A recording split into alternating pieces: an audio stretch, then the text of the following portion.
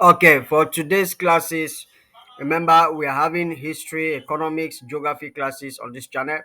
So today's classes we're going to look at history.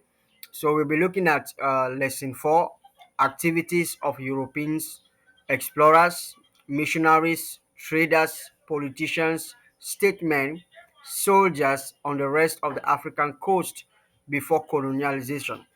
So we are going to identify and state their contributions, and that is what we're going to do today. So we're on lesson 4. If you have not watched the other lessons, you can go through my channel.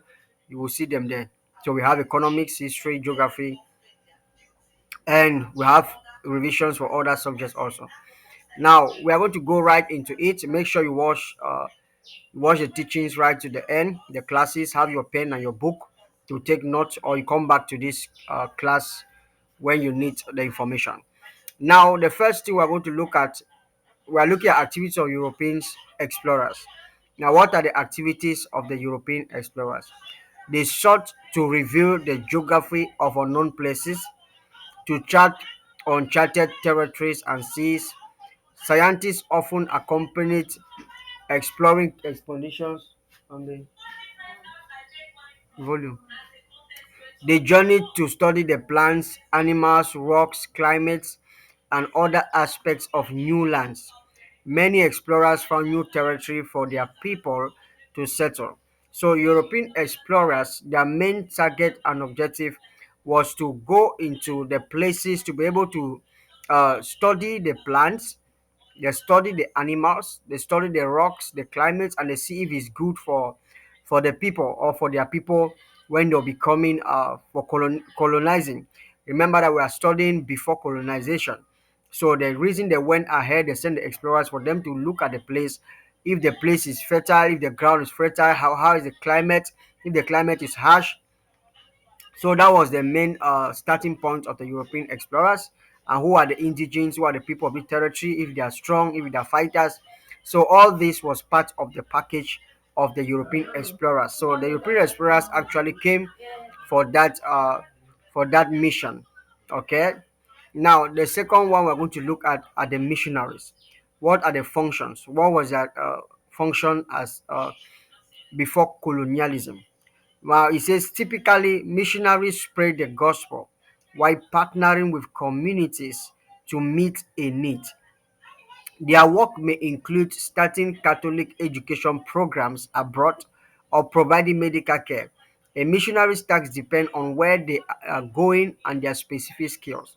So the missionaries actually, when they came to the coast of Africa, they brought the gospel, they brought the Bible. So they taught the indigenes, they opened churches, open cathedrals, so the people were able to be transformed through the gospel, through the preaching.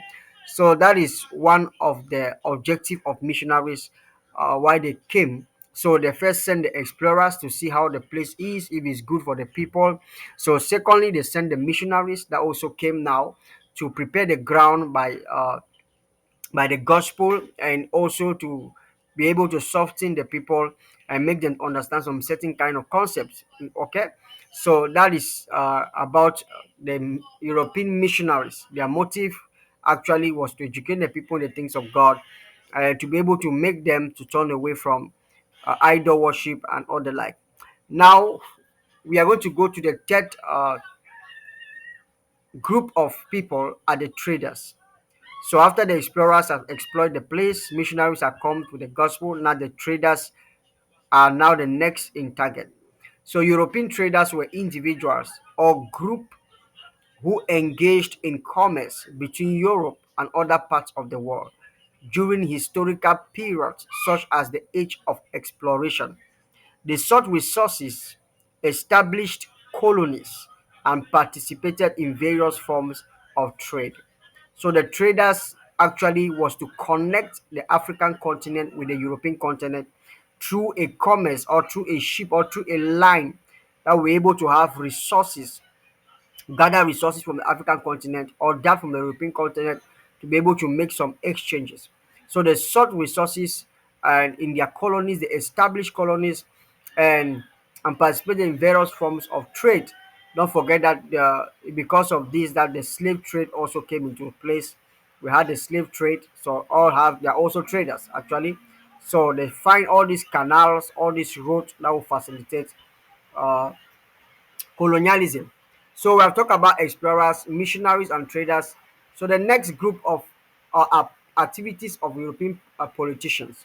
What is their contribution in the annexation or the preparation of annexation of African territories, especially Cameroon?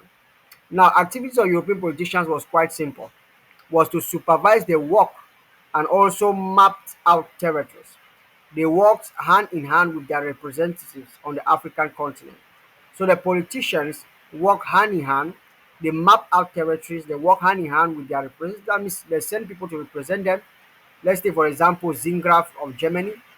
So they have people that they send on the ground that actually came on the ground to look at the work is going on the ground and to be able to uh, uh, have a lot of information on what the type of law they are going to pass in their parliament and all the like.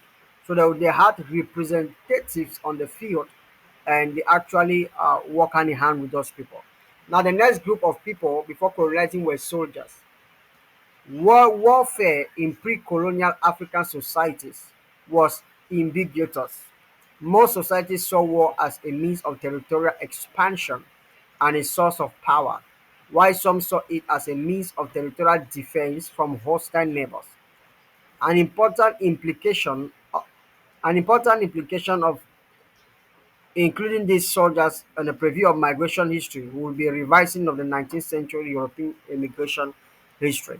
So actually, the soldiers they came into the territory to prepare, to be able to at times to create fear, so that the people might see how strong they are, so that when they are coming to finally take over, colonize, the people have no rule, have no voice. They'll be able to seize their territory and do things by force. So the soldiers came to prepare the mind of the people to show how tough they were. So it's part of the game for colonialism.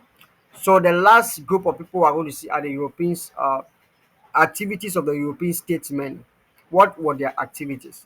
Now we have seen explorers, we have seen missionaries, we have seen traders, we have seen politicians, we have seen soldiers. Now, what are the activities of the European statesmen? European statesmen coordinated colonialism by signing different laws that favor Europeans on the African continent. So their statesmen are actually people or the group of people. It could be parliaments, it could be senate. So they had to coordinate colonialism by signing laws, by bringing out different type of laws that will favor them to actually colonize the African continent. So they needed a lot of preparations and they needed a lot of permissions. Don't forget that a European country could not just come to anywhere and colonize. Somebody will not just get up, go somewhere and colonize without the statement, without the statement from the statesmen in those countries. So it had to be a re-coordination and re-approval before colonialism could be accepted. So those are some of the rules that were played, or activities that were played by different group of Europeans, uh, uh, powers to be able to prepare the mission for organization. So this is our classes for today. And you can come to this class and meditate upon it or to read it anytime you think deem it necessary. Tomorrow we are going to continue with our history class. So thank you guys. Don't forget to subscribe to my channel. Look below, you will see the red button. Hit that red button, hit the notification bell. You can also share this class with your friends so that they might also benefit from it. Thank you.